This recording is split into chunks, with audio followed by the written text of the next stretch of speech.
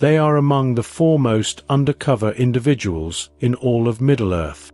While they would have dealings with hobbits, men, and indeed mythical beings, there were things that the dwarves would not reveal to others, including their language, their names, and their women. Today, on Geek of the Rings, we cover the secrets of the dwarves.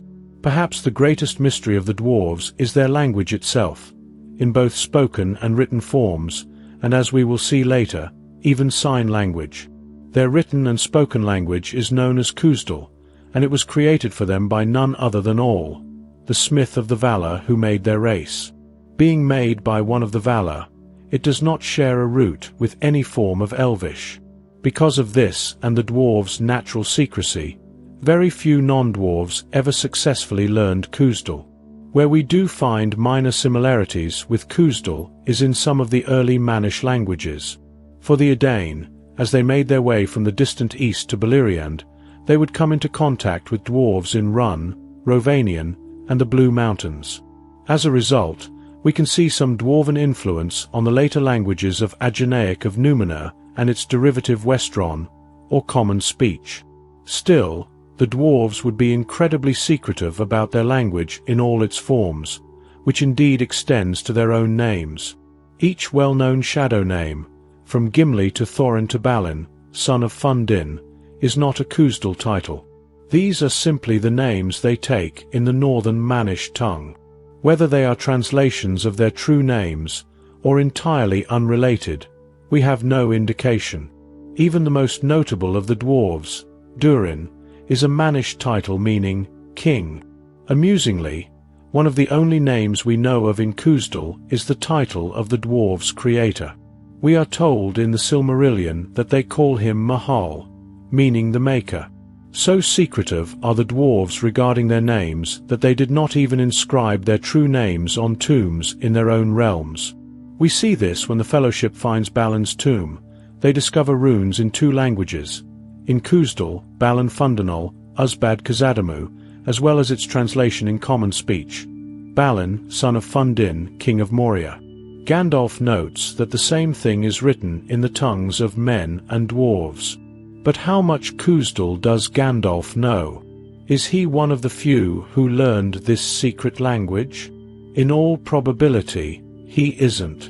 While he seems able to recognize this specific translation, or simply knows their practice of writing on tombs, he says earlier outside the doors of Durin, "I once knew every spell in all the tongues of elves or men or orcs that was ever used for such a purpose. I can still remember 10 score of them without looking in my mind. But only some trials, I think, will be required, and I might not have to call on Gimli for words of the secret dwarf tongue that they teach to none." The opening words were Elvish, just like the writing on the arch. That seems certain. While he would not need Gimli for the secret dwarf tongue for the doors, the fact that he mentions this clearly demonstrates that Gandalf isn't by any means familiar with the language. Gandalf notably leaves dwarves out of his list of knowing every spell in all the tongues of elves, men, and even orcs. Another interesting fact about Khuzdul is that it changes very little over the centuries and ages. All taught the language to the 7 fathers of the dwarves, and after their awakening in scattered places, their dialects would diverge somewhat in their separation from one another. However, it is said that the change in the language was so slow that even in the Third Age, conversation among different dwarves was easy. Contrast this with men, who in the same amount of time would have languages like Agenaic, common speech, Hobbitish, and Rohanese all derived from the same language of the first men. Tolkien describes the difference, saying, "The change in Khuzdul as compared with the tongue of the elves, and still more with those of men, was like the weathering of hard rock compared with the dissolving of snow." Tolkien tells us more about the dwarves and their secret language in the peoples of Middle-earth. The dwarves were in many ways a remarkable case. They had an ancient language of their own, which they prized deeply, and even when, as among the long-beard dwarves of the West, it had ceased to be their native tongue and had become a book language, it was carefully preserved and taught to all their children at an early age. It thus served as a lingua franca, that is, a common language, between all dwarves of all kinds, but it was also a written language used in all important histories and legends, and in recording any matters not meant to be examined by others.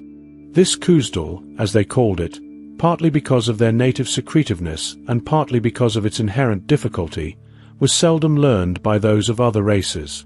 Now, we've repeatedly established the fact that Khuzdul was very rarely known by members of other races. The most well-known and well-established of these characters is Curufin, son of Fëanor. While most of his brothers were too occupied with war and feuds, Curufin, said to be his father's favorite, was most interested in the language of the dwarves. He is one of the few Noldor to win the friendship of the children of Aulë, and we are told it was from him that the lawmasters obtained such knowledge as they could of the Khuzdul. This knowledge is no doubt what we learn of Khuzdul in the Silmarillion. While the most famous of dwarves are known by their mannish names, there are a few we actually know in Khuzdul. We get the trio of petty dwarves in the tale of Turin Turambar, Mim, Iban, and Kim. We also know the great smith Gamal Zirak, as well as the great lord of Belagost Azagul. While the secret nature of Khuzdul means we don't know many of their meanings, it is believed Azagul means warrior. The dwarves also give a Khuzdul name to an incredible elf, as Galadriel's brother Finrod is called Felak Gundu, hewer of caves. Later, in the Third Age, the dwarves would call Gandalf Tharkan, meaning grey man or staff man. Aside from people, we know the names of a scattering of places like Khazad Dum, meaning dwarves' mansions. Mazarbul, the chamber the Fellowship discovers, whose name means records, Azanulbiza, the dwarven name for the Dimraldale Barazimba, meaning Redhorn, the dwarf name for Caradhras Sharbhund, the Bald Hill, for the First Age location of Amon Rud Nerigzarum, the name for Lake Hellevorn in the First Age Keladzarum, meaning glass pool. The dwarf name for the Miramir and the dark land of Mordor is known as Nargan, and the vile orcs are called Rooks or Rakars.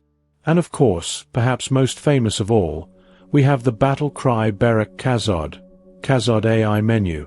Axes of the dwarves. The dwarves are upon you.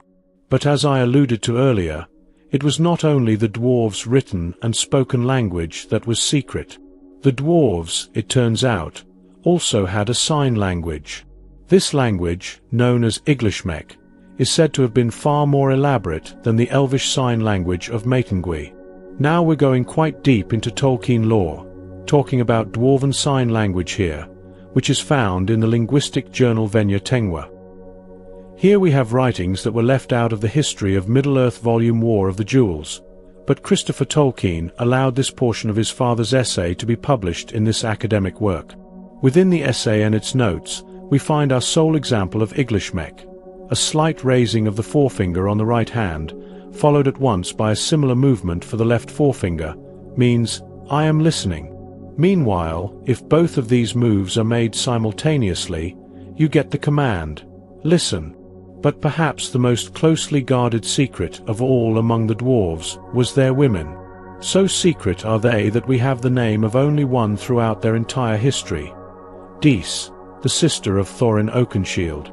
Dís, we are told, is recorded due to the valiant deaths of her sons Fili and Kili in the Battle of Five Armies. Among the reasons dwarf women are so protected is their scarcity. According to Gimli in the appendices, dwarf women make up no more than 1/3 of their population. Due to the rarity of their women, dwarven numbers increase slowly. This is compounded by the fact that not all dwarf women take husbands, for some don't wish to marry, and others desire a husband they cannot have, and so take no other. Even among dwarf men there are many who do not desire marriage, for these dwarves are so engrossed in their crafts. Dwarves are also known to only ever take one spouse in their life, never remarrying. All of these factors contribute to the secrecy surrounding their women. As a people who multiply slowly, they are disproportionately affected by loss in war and the peril that comes with having no secure dwellings. So we can imagine how impactful the loss of their homes in the Blue Mountains, Khazad Dum, the Grey Mountains, and Erebor would be.